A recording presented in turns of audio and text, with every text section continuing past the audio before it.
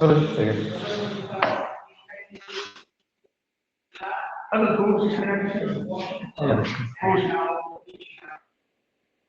परत प्रयत्न करतो नाही वाटत. बदल हो दिसतंय ना. हा एकदम मोठी दिसतंय. हा फळा दिसतो बरं काय विषय राहिला.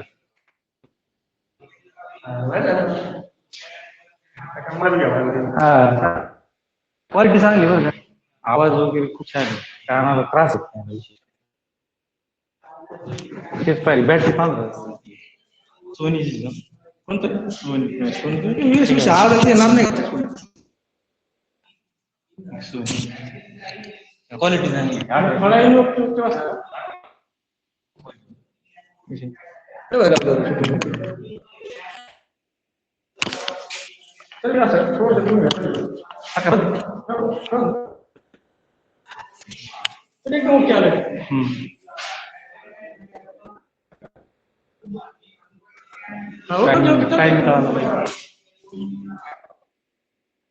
सर्व विद्यार्थ्यांनी लवकरात लवकर जॉईन व्हायचं आहे.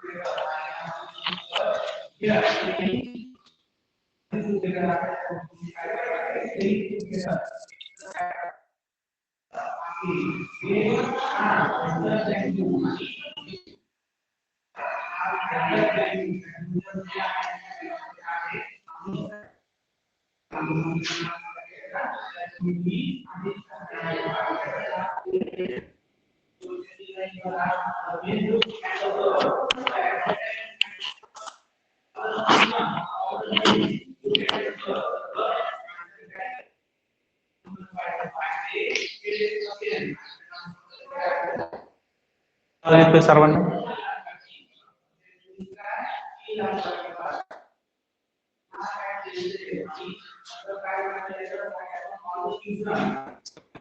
त्यांनी लवकरात लवकर जॉईन व्हायचं आहे. आणि माझा आवाज येतोय का सर्वांना? हो सर. हो ठीक आहे.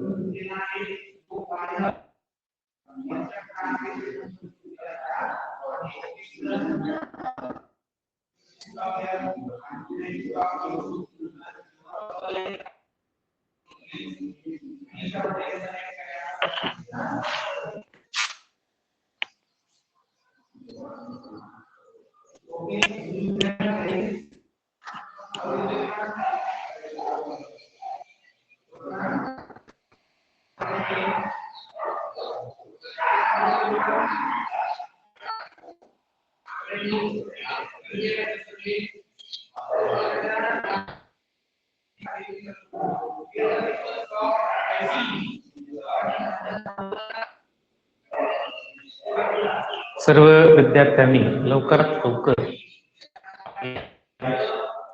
या हिंदी विषयाच्या इयत्ता 10वीच्या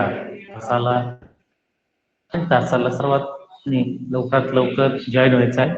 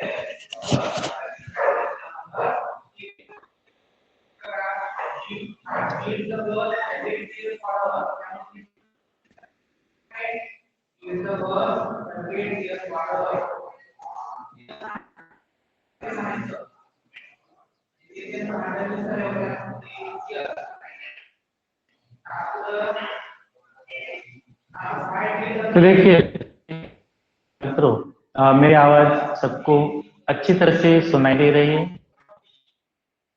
यस। हाँ, तो हम देख रहे हैं अगली जो प्रस्तुत पाठ है अगला, वह था के लेखक जगदीश चंद्र माथुर जी थे। आप सभी छात्र अपने अपनी अपनी किताबें निकालिए, आपले इयत्ता 10वीचे हिंदी विषयाचे पुस्तक आणि पाठ 30 आपला धडा त्या ठिकाणी पाहायचा आहे, काढायचा है। तो हम देख रहे थे रीढ़ की हड्डी, जिस लेखक जगदीश चंद्र माथुर जी थे। प्रस्तुत एकांकिका में जगदीश चंद्र माथुर जी ने महत्व को दिखाया है, यानी स्त्री शिक्षा के बारे में उन्होंने जागरूक किया है तथा स्त्री शिक्षा का महत्व इस पाठ से हमें समझा है तथा दर्शाया है। समाज की स्त्री शिक्षा के बारे में जो भी गलत धारणा है उन पर प्रहार करते हुए या चोट करते हुए नारी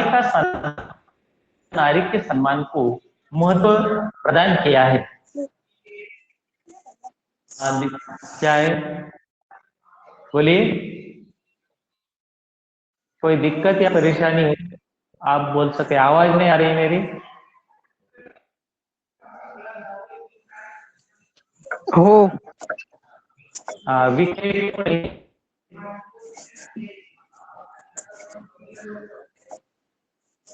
कोणाला आवाज येत नाही?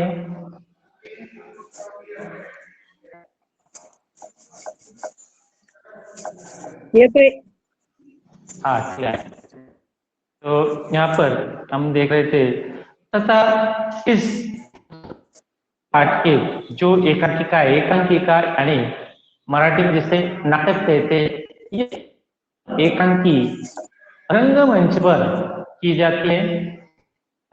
रंगमंच पर यह एकांकिका या नाटक के आपके सामने प्रस्तुत करने के लिए उसके दिए जाते, यानी पात्र दिए जाते हैं तथा इस पाठ के जो प्रमुख पात्र है उनमें हम देखते हैं, देखा था पात्र थे उमा, सुशिक्षित युवती, लिखी पड़ी हुई यह एक सुशिक्षित युवती यानी तरुण लड़की। राम स्वरूप पिता है, पिता का पात्र उमा के राम स्वरूप जी ने निभाया है और राम स्वरूप जी के प्रेमा उमा की माँ है। आगे और भी यहाँ पात्र दिए गए हैं। शंकर नाम का एक युवक है और वह शंकर के पिता है और इस प्रकार यह जो प्रस्तुत रंगमंच पर किया गया यह नाटक के स्वरूप और यह उसके प्रमुख पात्र है। आपको भी इसे इन पात्रों को अच्छी तरह समझ लेना चाहिए। देखिए, हमने देखा था यहाँ पर यह जो लड़की उमा है, इसे शादी तय कर तथा उसकी शादी के बारे में यह मामला तय करने उसे मेहमान देखने के लिए तथा यह जो आने वाले मेहमानों से है तथा वह एक अच्छा घराना है तथा सुशिक्षित घराने में से है। युवक शंकर है और उसके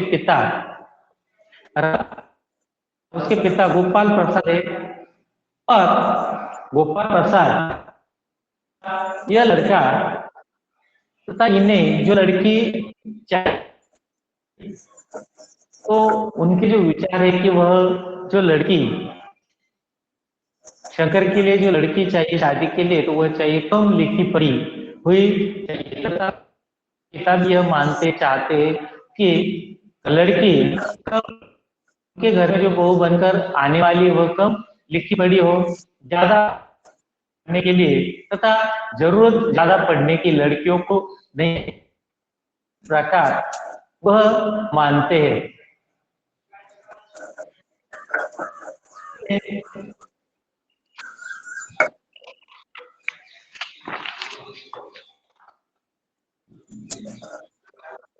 तो यहाँ पर तैयारियां हो चुकी है और लड़की के को देखने के लिए लड़का तथा शंकर जिसका नाम है और उसके पिता गोपाल प्रसाद यहाँ पर रंगमंच पर प्रस्तुत हो चुके हैं। यहाँ तक देखा था तथा रामस्वरूप ने उनका स्वागत आने पर अच्छी तरह से किया है। तो आपको कोई तकलीफ हुई कि नहीं? इस प्रकार कोई तकलीफ में सांगे वाले ने सभी बातें दर्शा दी है। बोलायचं नाही का? तास सुरू असताना काही अडचण असेल तरच बोलायचं आहे, आपला आवाज ऑफ करून ठेवायचा आहे। रामस्वरूप लड़के की तरफ मुखातिब होकर यानी लड़के की तरफ तवज्जो देकर, ये शंकर बाबू कितने दिनों की छुट्टियां है यानी तुम कितने दिन कर आए हो? शंकर यह लड़का है जो कहता है जी कॉलेज की तो छुट्टियां नहीं है, आया हूँ, यानी कॉलेज की छुट्टियां नहीं है, जो हफ्ते में जो छुट्टी रहती है उस छुट्टी में मैं घर चला। रामस्वरूप, आपके कोर्स खत्म होने अब साल भर रहा होगा। शंकर कहता है जी यही कोई साल 2 साल। विखे वैष्णवी आवाज बंद कर, मध्ये मध्ये बोलू नकोस। आवाज येतोय माझा तुझ्यापर्यंत? आपला कॉल कर, ठीक है? तो रामस्वरूप इस लड़के को शंकर को आए हुए मैं से उस लड़के को पूछते हैं कि यहाँ पर कॉलेज की क्या छुट्टी आए? तो वह बताता है कि मैं रहती है तो उसमें चला आया हूँ। शंकर कहता है जी हाँ यही तो आपके कोर्स रामस्वरूप कोर्स खत्म होने में तो अब साल भर रहा होगा, यानी 7 साल रहा होगा आपका जो भी पढ़ाई है तथा कोर्स जो भी चल रहा है। शंकर कहता है जी यही कोई साल 2 साल, यानी उनका जो खत्म होने की जो यह साल रह गया है। रामस्वरूप कहते हैं तो शंकर कहता है हाँ एक आध साल का मार्जिन रखता हूँ। एक मिनट।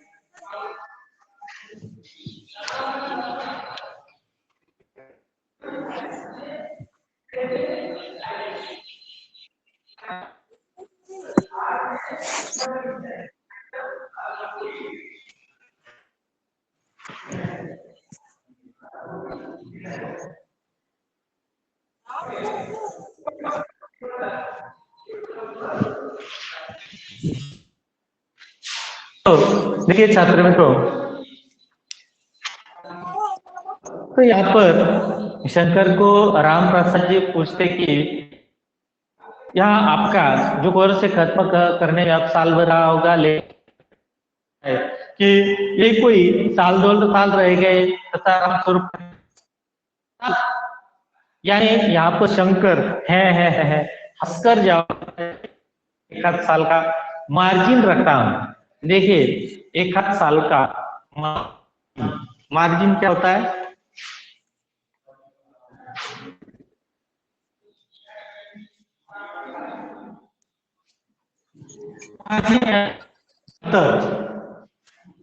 मराठी से फर्क कहते हैं। देखिए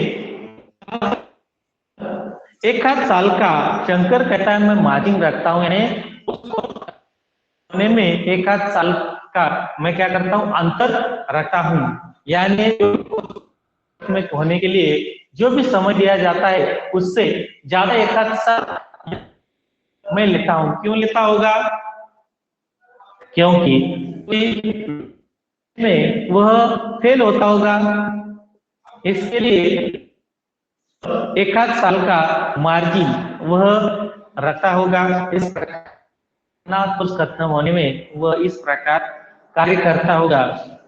वो आवाज और तरीका बदलते हुए, अच्छा तो साहब फिर हो जाए तो लड़के के पिता शंकर के यहाँ पर कहते हैं कि आप यहाँ पर क्या कीजिए कि आप जो बातें हैं बिजनेस के बारे में बात की करते हैं, तो देखिए यहाँ पर शायद हाँ यह मामला तय करने में वह इस बात को बिजनेस कहते। रामस्वरूप चौक पर बिजनेस, यानी आश्चर्यचकित हो जाते हैं जब गोपाल प्रसाद उन्हें इस प्रकार पूछते, समझकर ओ अच्छा लेकिन जरा नाश्ता तो कर लीजिए। रामस्वरूप समझ जाते हैं और वह कहते हैं कि नाश्ता करने के बाद अब इसके बारे में जो भी शादी ब्याह बातें तय करनी है वह हम बाद में कर लेंगे, पहले तो आप नाश्ता कर लीजिए। गोपाल प्रसाद यह सब आप क्या तकल्लुफ करते? गोपाल प्रसाद कहते कि आप इसके लिए क्यों तकल्लुफ करते हैं? रामस्वरूप हंसते हुए है यानी तकलीफ किस बात की है? यह तो मेरी बड़ी है कि आप मेरे यहाँ तशरीफ लाए, यानी यहाँ पर मेरा भाग्य है, मेरा नसीब है कि आप मेरे घर पधारे, अंदर जाते ही गोपाल प्रसाद अपने लड़के से और मंच पर से रामस्वरूप उस जगह से, उस रंगमंच पर यह मेहमानों के सामने से अंदर की खोली में चले जाते हैं, अंदर की कक्षा में चले जाते हैं। गोपाल प्रसाद में अपने लड़के से क्यों क्या हुआ बातें करते है। शंकर कहता है कुछ नहीं, कोई बात नहीं है। प्रसाद उसे डांटते हुए पूछते कि झुककर क्यों बैठते हो? ब्याह तय करने आए हो, कमर सीधी करके बैठो। तुम्हारे दोस्त भी कहते हैं कि शंकर, देखिए यह शंकर लड़का झुककर बैठ गया है। झुककर बैठने की वजह से उसके पिता गोपाल प्रसाद सही ढंग से बैठने के लिए कहते हैं तथा यह शंकर वो झुककर बैठा हुआ है, यानी शादी ब्याह तय करने आए हो इस प्रकार क्यों बैठे हो? आपकी कमर जो है सीधी करके बैठो, यानी सही ढंग से बैठो, नीचे तो तुम्हारे दोस्त यानी सभी ठीक ही कहते हैं कि शंकर बैकबोन। देखिए ये शब्द आया है बैकबोन, बोन यानी हड्डी, अंग्रेजी में इसे कहता है बैक यानी पीठ। तो यहाँ पर बैकबोन यानी पीठ की हड्डी, जिसे यहाँ पर इस पार्ट को नाम दिया गया है रीढ़ की हड्डी। हड्डी यानी रीढ़ यानी अपनी पीठ की जो उसे कहते हैं रीढ़ की हड्डी। यानी हमारे भार जिसमें उठाने की क्षमता है, वह जो हड्डी होती है उसे रीढ़ की हड्डी कहते हैं। पर उसके दोस्त भी उसे इस तरह झुककर बैठने से सभी इस प्रकार से चिढ़ाते हैं कि शंकर की। इतने में बाबू चाय की ट्रे लाकर मेज पर रख देते। समय हो जाने के बाद यहाँ पर लड़की के पिता, उमा के पिता राम प्रसाद चाय की ट्रे लेकर उस मेज यानी टेबल पर मेहमान के सामने लाकर रखते हैं। गोपाल प्रसाद आखिर माने नहीं, यानी आपने बात नहीं मानी, इतनी यहाँ पर रामस्वरूप चाय प्याले में डालते हुए अब रामस्वरूप को तथा शंकर और उसके पिता को चाय पिलाने के लिए उस चाय और हंसते हुए बात करते हैं आपको पसंद है या हिंदुस्तानी, यानी चाय किस आपको पसंद है, हिंदुस्तानी या विलायती? विलायत यानी परदेश, हिंदुस्तान यानी अपना ये देश में बनी हुई चाय आपको पसंद है या बाहर देशों की बनी चाय आपको पसंद है? गोपाल प्रसाद कहते नहीं, आधा दूध और आधी चाय दीजिए और जरा चीनी भी ज्यादा, चीनी यानी शक्कर। तो देखिए मुझे जब चाय देते हैं तब यहाँ पर गोपाल प्रसाद कहते हैं कि मुझे क्या कीजिए, आधा दूध दीजिए और आधी चाय दीजिए और उसमें ज्यादा डाल दीजिए, यानी चीनी ज्यादा डालिएगा। शंकर खंकार कर, खंकारना यानी गला साफ, और इस प्रकार वह गला साफ करते बोलते यहाँ पर कि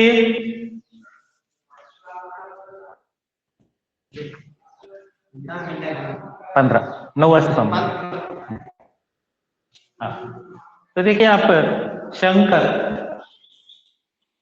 लड़का है, खकारता है, खंकारना यानी गला, अपना गला साफ कर। तो इस प्रकार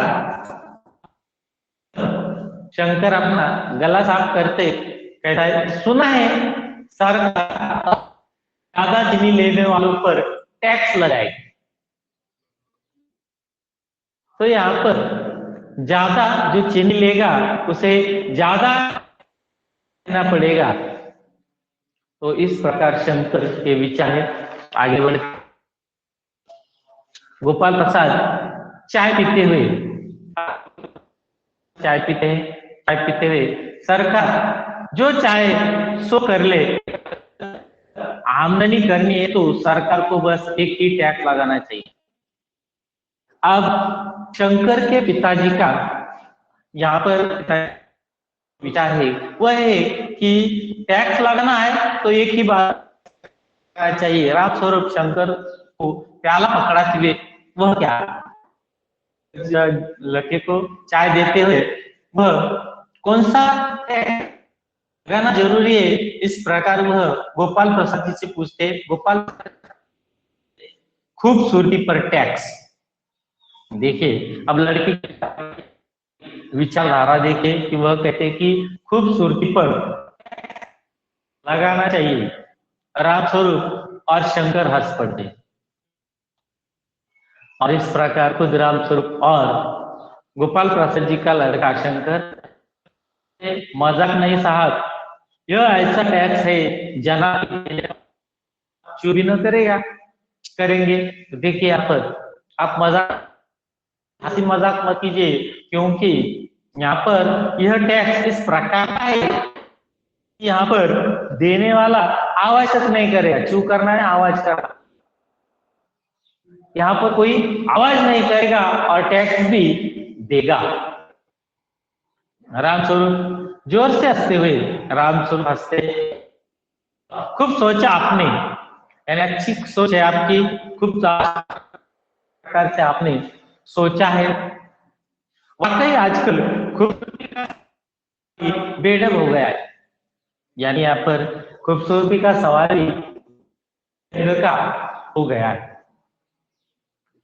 हम लोगों के जमाने में तो यह कभी उठता भी न था, यानी हमारे इस प्रकार खूबसूरती पर कोई प्रश्न ही नहीं होता था। इस प्रकार उनके जमाने में लड़की को देखने जाते तो इस प्रकार के बारे में कोई ज्यादा जांच पड़ताल नहीं होती थी। तस्तरी गोपाल की तरफ बढ़ाते लीजिए। देखिए पर एक शब्द आया है तस्तरी, छोटी थाली।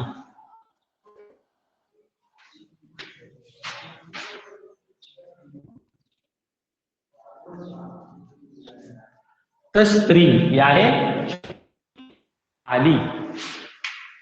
तो देखिए यहाँ पर श्री गोपाल की तरफ बढ़ाते हैं, यानी रामस्वरूप जो भी मेहमान नवाजी, जो भी उन्होंने चाय के साथ लाई हुई चीजें हैं, वह तस्तरी यानी अपनी जो छोटी थाली है वह आगे बढ़ाते हैं।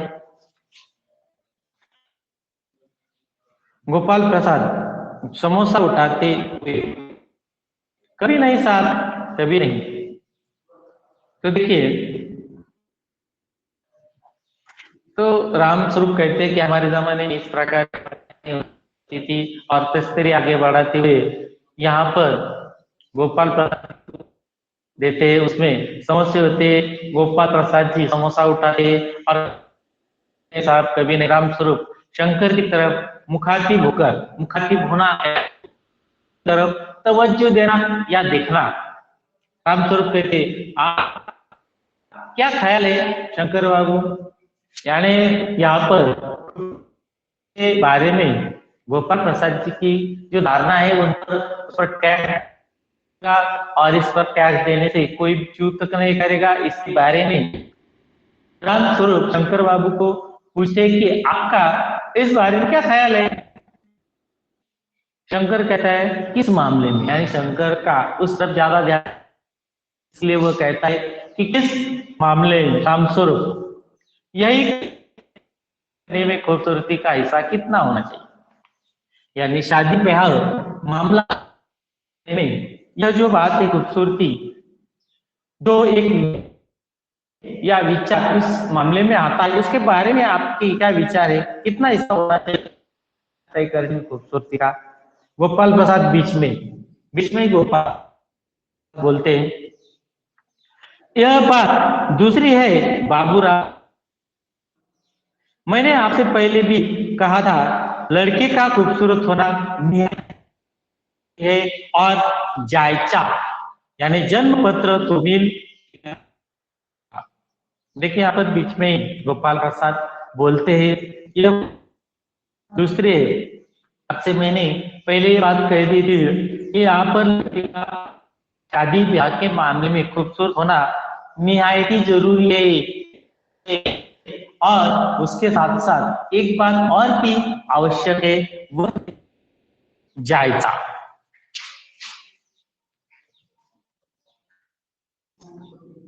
तो जायचा यानी जन्म, इसे हम जन्म कुंडली भी कहते हैं, तो यह भी जरूरी चाहिए।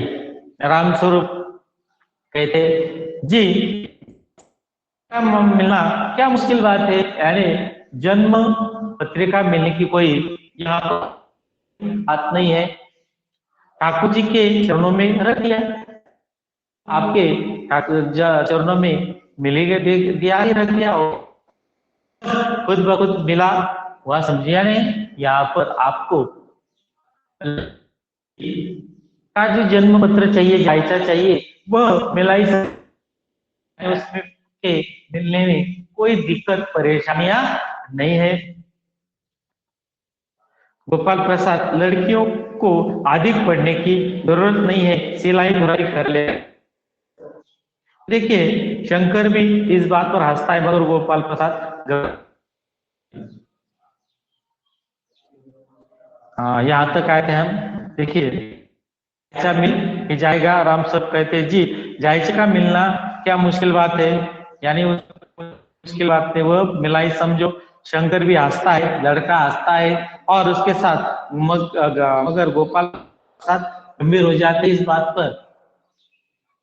शंकर के पिता गंभीर हो जाते, गोपाल प्रसाद बोलने लगते हैं कि लड़कियों को अधिक पढ़ने की जरूरत नहीं करे, बस यानी सिलाई वगैरह कर ली तो इतना ही बात अच्छा है। राम स्वरूप हंसते हुए है मेज को एक देते हैं, फिर अंदर के दरवाजे की तरफ जरा जोर से, और यहाँ पर मेज एक तरफ सरका देते राम, और अंदर के दरवाजे की तरफ मुंह करके जोर से, अरे जरा, यानी मेहमानों के लिए अब नाश्ता किया है तो पान वगैरह यह आप भिजवा दो। उमा की तरफ से पिता को देती है, यानी उमा यह लड़की अपने पिता को यह छोटी थाली लेकर उसमें पान लाती है, वह देती है। उस समय उसका पर को उठ जाता है और नाक पर रखा हुआ सुनहली रिंग वाला चश्मा है, बाप बेटे चौंक उठते, और इस प्रकार उस यह पान की तस्तरी लाकर वह अपने पिता को देती है। उस समय उसका चेहरा, दोनों ही जो मेहमान आए, शंकर तथा उसके पिता गोपाल प्रसाद, इनको और उसके साथ शीशा लड़की के चेहरे पर लगा हुआ चश्मा दिख जाता है। गोपाल प्रसाद और शंकर एक साथ चश्मा, यानी चौकर कहते हैं, वह चौक जाते हैं कि लड़की को यहाँ पर क्या है, चश्मा लगा हुआ है। देखिए शादी ब्याह के मामले में किस प्रकार नापतोल शंकर तथा उसके पिताजी यहाँ पर कर रहे हैं। आज यहाँ तक हमने देखा है।